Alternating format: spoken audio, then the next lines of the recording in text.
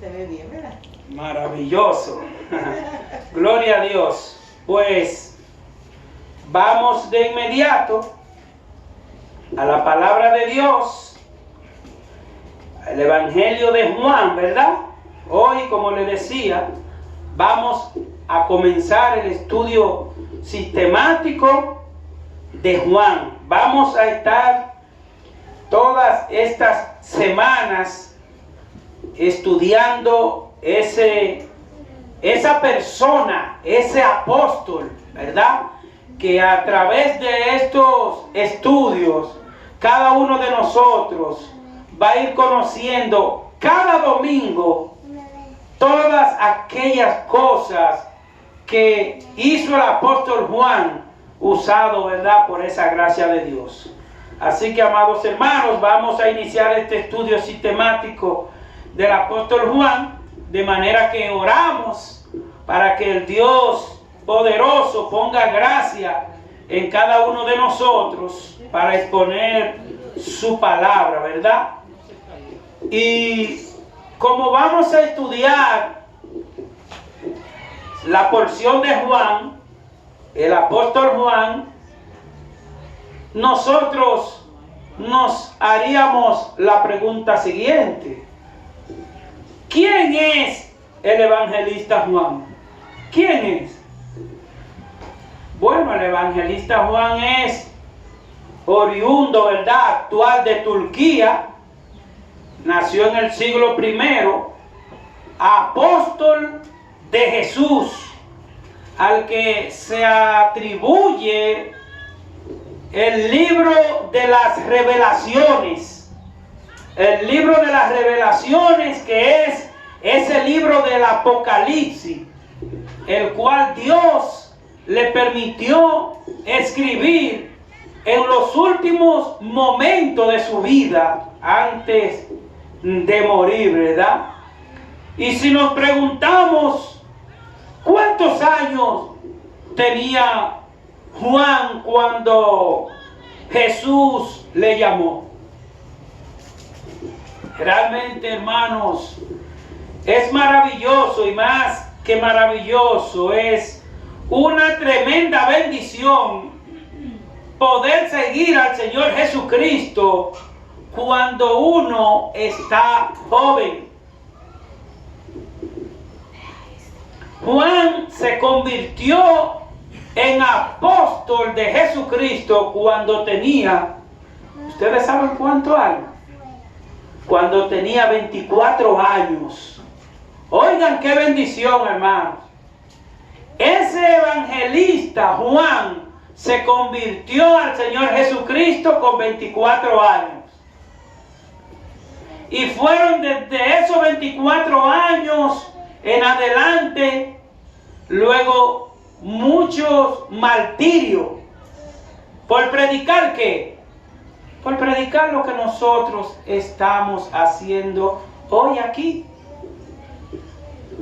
Es como que a nosotros ahora vengan a tirarnos piedra o a sacarnos de aquí.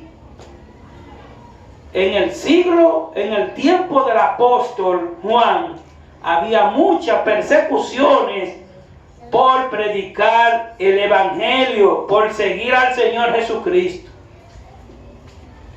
Qué lamentable, hermanos, que hay personas que esperan llegar ancianos. Ustedes a lo mejor han escuchado a algunas personas que dicen: yo me voy a convertir dentro de tanto tiempo. Yo me voy a meter a la iglesia después de aquel tiempo. Eso es para muchachos. O otros dicen: eso es para viejos. Y entre ese dime y voy, se le pasa la vida, se le pasa el tiempo. Nosotros nos recordamos cuando teníamos los años de nuestra juventud, y si calculamos decimos que fue un soplo. Pues la palabra de Dios lo dice aquí, que es así, que la vida del ser humano es como neblina. El apóstol Pablo, sin embargo, otros dicen que es cuando lleguen a ancianos o a viejos que se convertirán sin saber si Dios le dará ese chance. Sin saber si Dios le dará ese. Ahora estamos en los tiempos de la enfermedad. ¿Y qué es lo que viene después de la enfermedad? Al ladito, la muerte. Ya, eso hay que decirlo así. Al ladito de la enfermedad está la muerte. Pero ¿por qué que el Señor quiere que aprendamos de esta palabra? Para que cuando tengamos que entregar nuestra vida, ya hayamos estado, como el Señor nos dice en Isaías, capítulo 1, versículo 18. Venid y estemos a cuenta. Y aunque tus pecados sean tan oscuros, sean tan rojos, yo lo pondré como blanca lana. Eso dice el Señor. Eso dice el Señor. El apóstol Juan estuvo con Jesús en ocasiones muy importantes. Oigan, hermanos, ¿a qué edad se convirtió en apóstol el evangelista Juan? ¿A qué edad? A los 24. Y desde ahí ese apóstol Juan se mantuvo con el Señor Jesucristo, mire, con una trayectoria tremenda. Estuvo en los momentos importantes como son en la resurrección de la hija de Jairo. Ahí estaba Juan con Jesús. Donde iba Jesús, ahí estaba Juan. Ahí pudo Juan ver cómo el Señor Jesucristo resucita a la hija de Jairo, que ya estaba muerta. En segundo lugar, vemos que el apóstol Juan estaba con Jesús en el huerto de Getsemaní, cuando estaba Jesucristo ahí orando por lo que él sabía que iba a pasar, a padecer. También vemos que pudo ser de lo que vio al Señor Jesucristo cuando resucitó. O sea, una serie de bendiciones. El apóstol Juan estuvo, como ya sabemos, que a los 24 años era su trabajo pescador. Ese era su trabajo. Salir a pescar con Pedro y los demás colegas, ¿verdad? Ahí estuvo también Juan, la pesca milagrosa. Ahí Juan con Pedro y sus compañeros trabajando constantemente esa noche y no pudieron pescar nada. Pero ahí fue también testigo el apóstol Juan de cómo durar tantas horas en el mar sin poder agarrar uno. Pero luego que el Señor Jesucristo viene a ellos, que le dice, vamos, boga mar adentro, tira la red. Que entonces ellos ven que había que buscar otros barcos para poder echar los peces de tanto, ¿verdad? Amados hermanos, Juan era el más joven de los apóstoles. El más joven. Hermanos, cuando Jesucristo llama a una persona, no importa la edad, Jesucristo quiere que esa persona cumpla ese propósito al cual Dios le ha llamado. Y cada uno de nosotros aquí sentado tiene un propósito. Además de que Dios te ha puesto a ti para guiar una familia, para guiar tus hijos, ese es un propósito, porque fue Dios el que creó el matrimonio, el que creó la familia, fue Dios. Pero no se queda ahí. No se queda en darle comida a un muchacho. No se queda en atender al esposo o el esposo atender a la esposa. No es ahí que se queda. Porque esas son cosas terrenales. Por más cosas que nosotros hagamos aquí, todo lo terrenal, dice la palabra de Dios, que será deshecho. Pero ¿qué es lo que no será deshecho?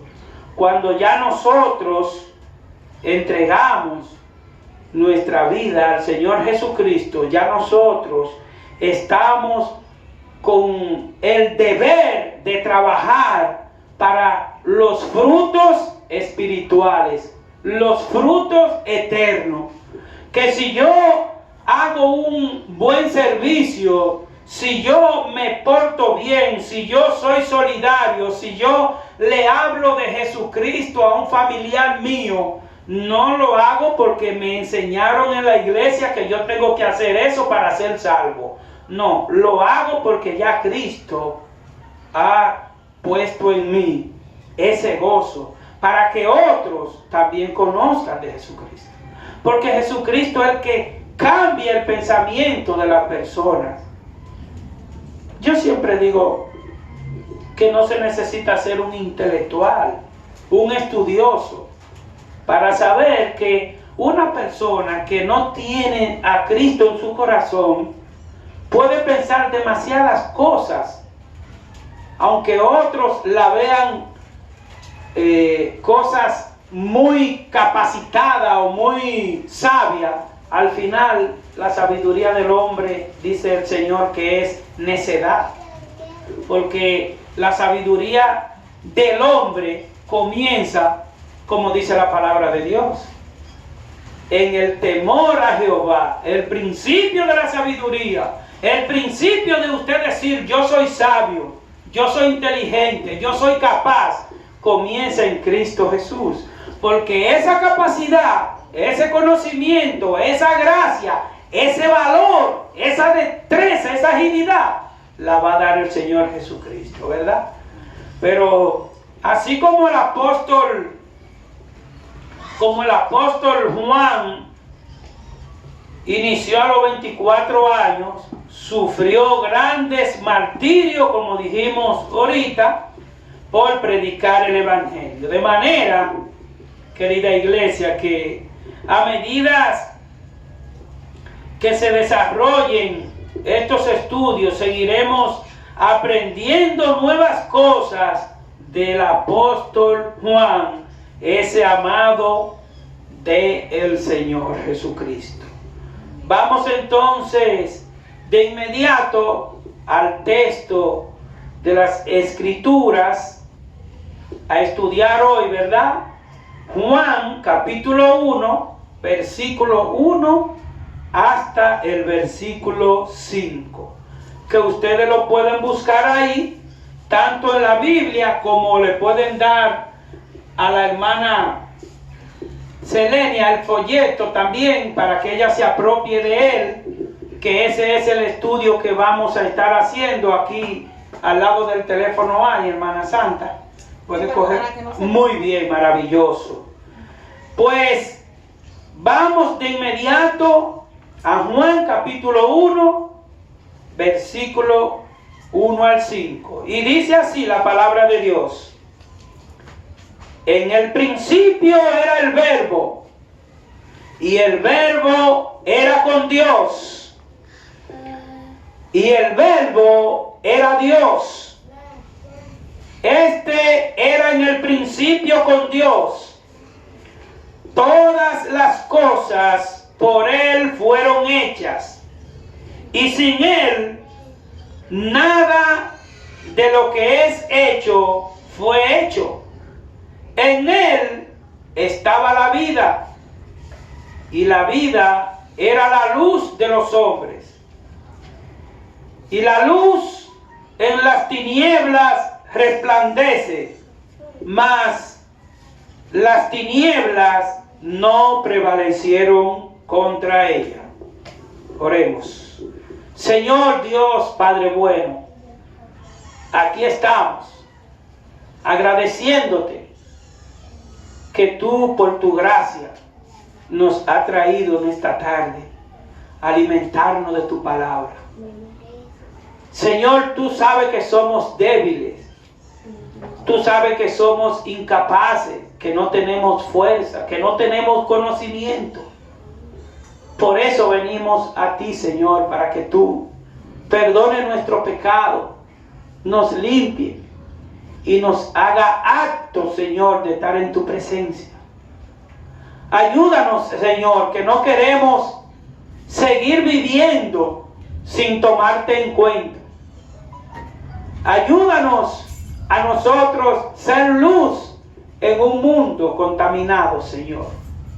Y que esta tu palabra penetre en nuestros corazones y por tu gracia tú la hagas germinar para que demos testimonio de que vivimos en luz. Te lo pedimos, Dios, en el nombre de Cristo Jesús. Amén.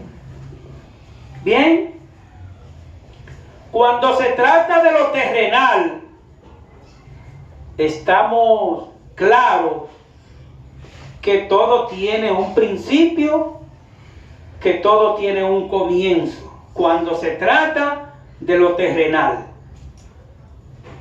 Entonces, vemos aquí que el apóstol Juan nos narra que en ese principio que Dios ha enviado ese verbo de vida, como dice el texto, ese verbo fue hecho carne para que cada uno de nosotros tenga ese encuentro personal con Jesús. En el principio era el verbo, como dice la porción. En el principio era el verbo, ese verbo que era la palabra de Dios. Esa palabra se hizo carne, ¿en quién? En su Hijo Jesucristo. Y ese verbo que era la palabra, dice el texto, era con Dios. Y ese verbo era Dios. De manera que estamos claros, hermanos, que el Señor Jesucristo es desde el principio. Por eso es Dios Padre, Hijo y Espíritu Santo. El mismo Salvador. El mismo Salvador. Jesucristo hecho hombre. Por eso dice la palabra que ese verbo se hizo carne. Aquí el apóstol Juan lo va desglosando claramente para que nosotros podamos asimilarlo bien, ¿verdad? Dios ha querido desde el principio de la creación que el hombre pueda vivir en luz, que viva bajo su sombra, y así las tinieblas no prevalecerán contra los hijos de Dios que andan haciendo su voluntad. Hermanos, cuando un hijo de Dios tiene cierta aflicción, óigame, cuando un hijo de Dios, un creyente, tiene cierta aflicción, ustedes saben para qué el Señor la usa. Para fortalecerlo más, para fortalecer su fe. Y muchas veces el Señor usa esas aflicciones para acercar a su hijo más a Él. Eso es lo que el Señor hace. En el principio, ¿qué quiere decir el apóstol Juan en el principio? Juan quiere decir que nosotros, quiere Juan que nosotros entendamos, ¿verdad? Que cuando nos habla de ese principio, vemos aquí el texto que dice que en el principio de la creación, Dios, por medio de la palabra de su boca, por medio de la palabra de su poder, Dios dijo, hágase la tierra. Y se hizo. Hágase los cielos. Y se hizo con la palabra de su boca. Ese es el Dios que te dice a ti hoy que cuando tú recibes a su Hijo Jesucristo como Salvador, no hay tormenta, no hay huracán que destruya a un hijo de Dios. Nosotros estudiamos la semana antepasada, ¿verdad?, sobre las tentaciones. El Señor Jesucristo pone a sus hijos prueba para que salgan fortalecidos y con paciencia. Pero Satanás pone tentaciones. Pone tentaciones. ¿Con el propósito de qué son las tentaciones? De que una gente caiga. Eso es lo que hace Satanás. Eso es lo que quiere el apóstol Juan, ¿verdad? Perdón, que nosotros entendamos que en ese principio de la creación, Dios ordenó, Dios dijo y se hizo.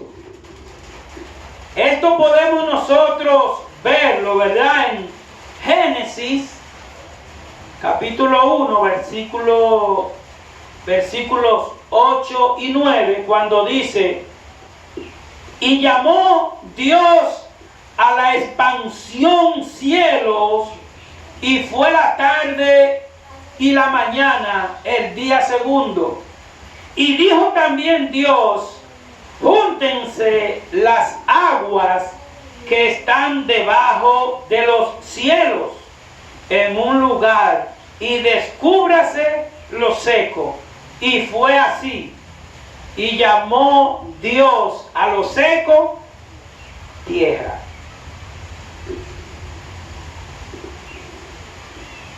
Entonces nos preguntamos, ¿cómo estaba la tierra en el principio?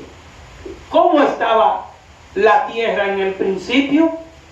Si observamos el versículo 2, dice: y la tierra estaba desordenada y vacía, y las tinieblas estaban sobre la faz del abismo, y el Espíritu de Dios, ese Espíritu Santo de Dios, se movía sobre la faz de las aguas. De manera, hermanos, que así como estaba la tierra desordenada y vacía, lamentablemente hay que decirlo, sin uno querer decirlo, pero tiene que decirlo, así como estaba la tierra en el principio, desordenada y vacía, también el hombre que está sin Cristo está igual. Eso no lo digo yo, la palabra lo dice. Sin mí nada podéis hacer. El hombre se crea planes, pero el mismo Señor dice en su palabra que cuando usted vaya a hacer planes, voy allí mañana o voy allí pasado o voy a comprar esto, el mismo Señor te dice, primero, si Dios quiere, ponte a cuenta conmigo para saber si yo te voy a permitir, porque ya yo tengo el itinerario. Ustedes ven como los artistas hacen un itinerario. Mañana les toca en Japón, pasado mañana en Hollywood, después en Puerto Rico. Esos son itinerarios humanos, pero Dios tiene un itinerario. Él sabe dónde va a estar Modesto mañana. Él sabe a dónde va a ir Modesto mañana. Pero el Señor tiene clarito cuando Modesto va al cielo. Yo no puedo hacerme el chivo loco con esto. Yo siempre lo digo, que un día va a estar predicando otro, porque ya yo voy a estar en el cielo. Pero yo tengo que estar bien a cuenta con el Señor para que Él tenga ese lado mío allá. Porque Satanás quiere otra oferta para mí, quiere darme otro rincón, pero nada más no es para mí. Satanás quiere buscar un rincón a los demás para que se aparten del Señor, ¿verdad?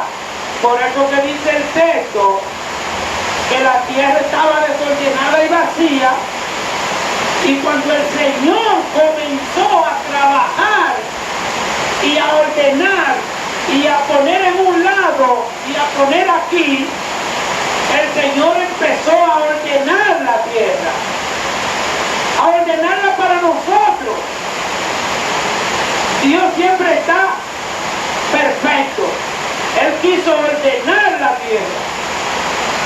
Preparó todo, no fue para los leones en la selva que el Señor preparó todo.